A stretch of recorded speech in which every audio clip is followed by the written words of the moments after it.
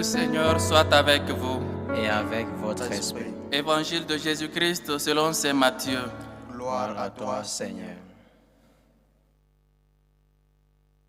En ce temps-là, Jésus fut conduit au désert par l'Esprit pour être tenté par le diable. Après avoir jeûné 40 jours et 40 nuits, il eut faim.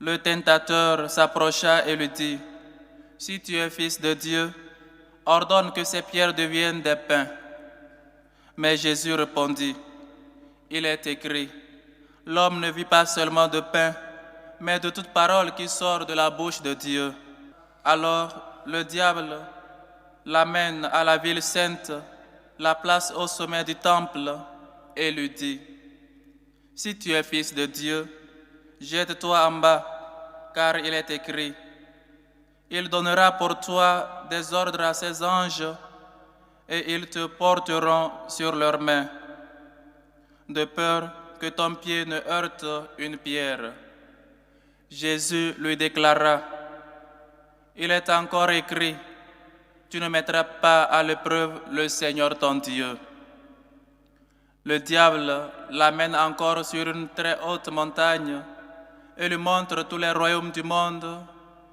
et leur gloire.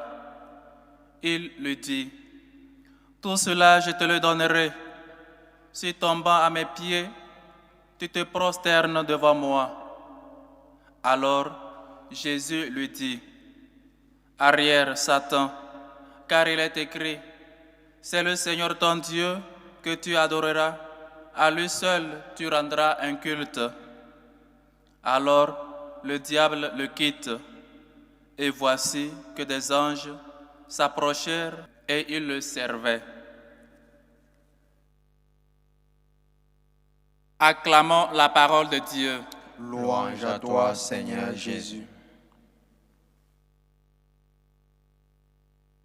Chers frères et sœurs, nous avons commencé ce beau temps de carême, le temps de la conversion, ce temps de joie où le Seigneur nous appelle à revenir sur nos pas, à revenir vers la maison, vers sa maison. Et comme ce fils, comme l'enfant prodigue, nous nous sommes éloignés de la maison de Dieu, nous nous sommes éloignés de sa face et il nous invite à revenir. Et aujourd'hui, la première lecture nous fait note où la création de l'homme, que Dieu a créé l'homme avec la poussière. Et donc le mercredi des cendres, on nous a aussi rappelé, quand on marquait du signe de la croix, qu'on était poussière, signe pour nous rappeler qu'on est faible, qu'on est fragile, qu'on est des êtres finis, qu'on n'est pas ce que nous pensons que nous sommes, on n'est pas éternel. Et donc dans notre fragilité, dans notre petitesse, on a besoin de toujours marcher à la suite ou de toujours avoir à ses côtés celui qui ne passera point, celui avec qui nous pouvons faire route, celui avec qui même la mort n'est pas la fin, seulement un passage de ce monde vers lui, vers sa maison. Et donc nous sommes poussière, nous sommes faits de la poussière, nous avons besoin de nous affairer, de nous coller à quelqu'un d'éternel, de quelqu'un qui ne finit pas, de résister, de revenir. Et donc nous avons vu aussi dans la deuxième lecture le premier péché, l'homme qui a créé en toute beauté, en toute majesté. Il avait peut-être dans l'amitié, il marchait dans la compagnie de Dieu, au jardin, il avait pour ami Dieu. L'homme a rompu cette alliance-là en péchant, en désobéissant aux ordres de Dieu, et donc éloigné de sa face. Mais le Seigneur, notre Dieu, ce n'est pas un Dieu où il voit la souffrance de l'homme et il s'en fout. Sinon c'est un Dieu de compassion, un Dieu de bonté, un Dieu de miséricorde qui s'approche toujours vers nous, qui nous appelle toujours et qui nous attend les bras ouverts. Et je le répète, comme il attend, comme ce Père miséricordieux qui attend son Fils qui s'est éloigné, son Fils qui est parti. Et il a mal gaspillé, il a gaspillé les dons reçus, les dons de Fils de Dieu que nous recevons et nous les perdons, soit nous allons toujours les perdre quand nous allons pécher. Et donc, chers frères et sœurs, nous avons vu dans l'Évangile Jésus qui amène, Jésus poussé par l'Esprit au désert, il est tenté. Dans nos vies quotidiennes, dans notre vie, chers frères et sœurs, chers amis, nous sommes aussi tentés à plusieurs reprises. Mais nous ne sommes pas les premiers à être tentés, figurez-vous. Même Dieu, le Fils de Dieu, Jésus-Christ, a été tenté par l'Esprit Saint. Et cette tentation, c'est peut-être le résumé des tentations que nous recevons, que nous avons dans notre quotidien. Si tu es fils de Dieu, les tentations commencent toujours comme ça. Si tu es chrétien, si tu penses que vraiment Dieu t'aime, pourquoi donc la maladie? Si tu penses que vraiment Dieu t'aime, pourquoi donc tu as échoué à ton concours? Tu penses vraiment que Dieu t'aime? Voilà, tu as échoué à ton examen. Voilà, tu es malade. Voilà, tu n'as pas de travail. Voilà, toi qui cherches ce don et tu ne l'as pas reçu. Tu penses vraiment que Dieu t'aime? Tu penses vraiment que Dieu t'écoute dans tes prières? Voilà peut-être les résumés des tentations que nous avons, chers frères et sœurs. Et cela nous pousse, si nous n'avons pas notre foi enracinée dans le Christ, nous éloignons de Dieu, nous éloignons de l'Église, nous nous éloignons et nous commençons pas à critiquer tout ce qui est de Dieu. Parce que nous pensons que seul on peut arriver quelque part, seul on peut arriver je ne sais pas où. Mais non, voyez la réponse de Dieu. Il est écrit que tu ne mettras pas en tentation ton Dieu.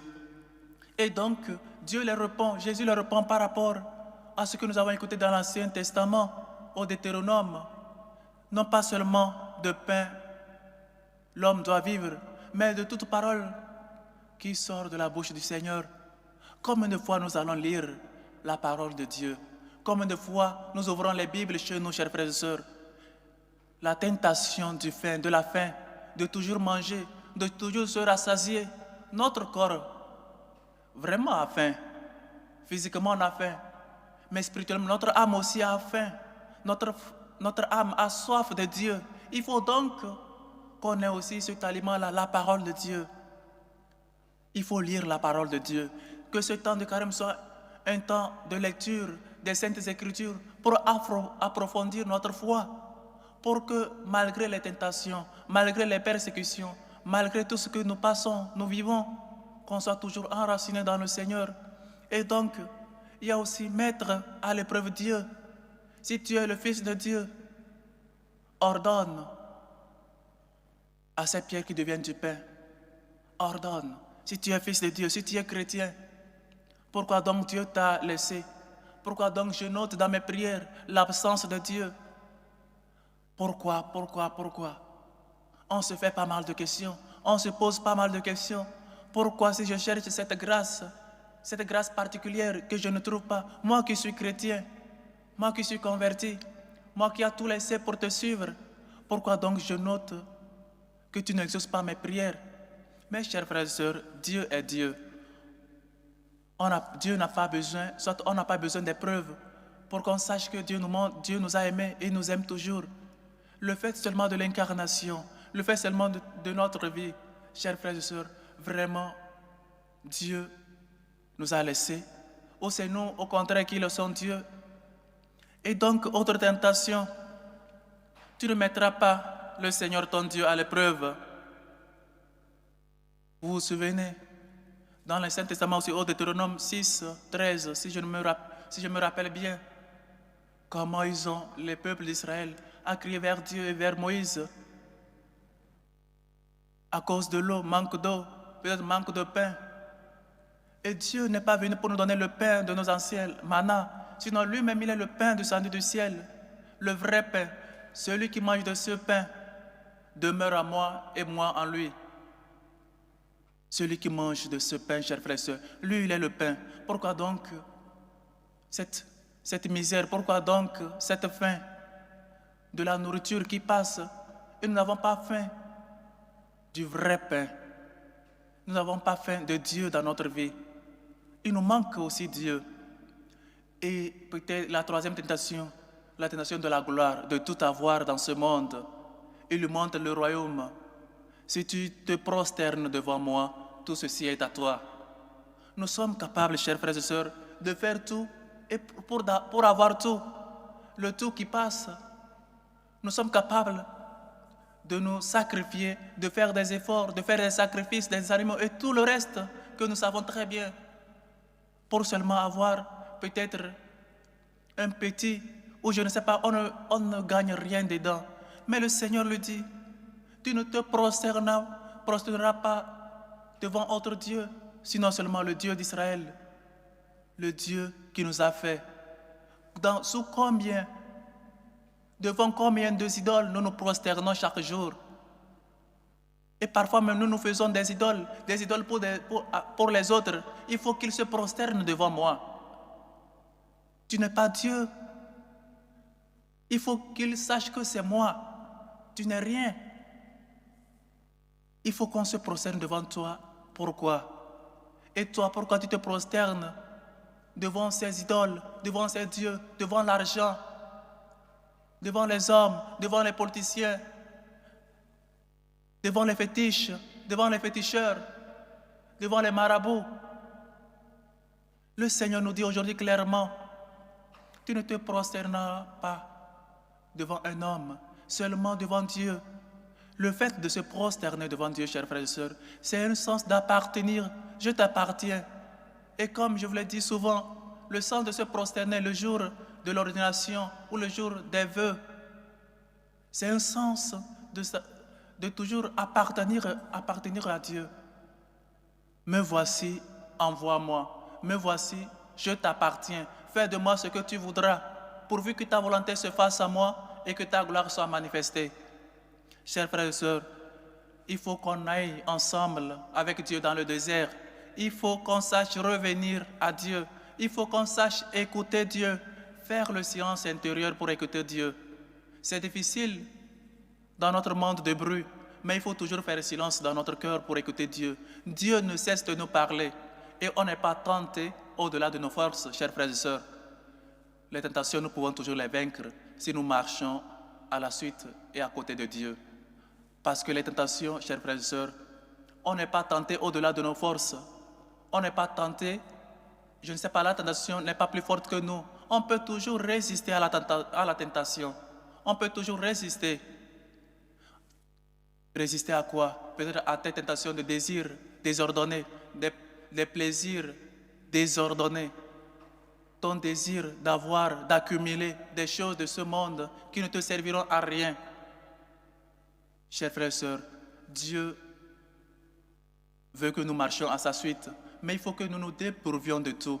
Il faut que nous sachions laisser aux choses auxquelles nous sommes collés, faire seulement de lui notre Dieu, devant lui seulement nous prosterner. Et donc, chers frères et sœurs, demandons et ayons cette foi ferme, sachant que dans notre vie, dans nos quotidiens, il y aura toujours des croix, il y aura toujours des problèmes, il y aura toujours des maladies, on aura toujours manque de quelque chose. Mais le manque que nous ne devons pas avoir, c'est le manque de Dieu. Il faut que nous revenions à lui. Lui qui est la source d'eau vive. Donne-moi à boire de cette eau et je n'aurai plus soif. Donne-moi à manger de ce pain qui est descendu du ciel. Toi qui es ce pain, donne-moi à manger et je n'aurai plus faim. On a faim et soif de pas mal de choses, préoccupé pour tant de choses. Une seule est importante. Dieu seul suffit. Dieu seul suffit. Cherchons d'abord Dieu et le reste nous sera donné de surplus. Que ce temps de carême nous aide à revenir vers Dieu, à marcher de la main de Dieu et surtout à seulement savoir que les tentations ne sont pas plus fortes que nous. Nous pouvons toujours vaincre les tentations parce que nous marchons avec celui qui est plus fort. Fort en celui qui nous rend fort. Chers frères et sœurs, que ce temps de carême soit un temps de silence intérieur où nous écoutons chaque jour la voix de Dieu, celui qui nous appelle et celui qui nous donne des forces à toujours être au-delà des tentations, à toujours avoir. Et figurez-vous bien, Dieu a répondu avec les paroles de Dieu. Le démon aussi, il connaît la parole de Dieu. Donc, approfondissons notre connaissance en Dieu. Cherchons d'abord Dieu. Lisons les Saintes Écritures. Prions la paresse dans la prière. Tu peux vaincre cela. La paresse à rester le chapelet. Tu peux vaincre cela. Mais il faut que ta force soit le rocher éternel, le roc éternel qui est le Dieu lui-même. Que le Seigneur nous aide et que ce temps de carême soit un temps où nous luttons pour toujours revenir vers lui, marcher toujours à sa suite et par sa grâce, par sa force, nous pouvons toujours vaincre les tentations quotidiennes. Que sa miséricorde nous réconforte et la Vierge Marie, notre Mère, intercède toujours pour tous. Amen. Amen.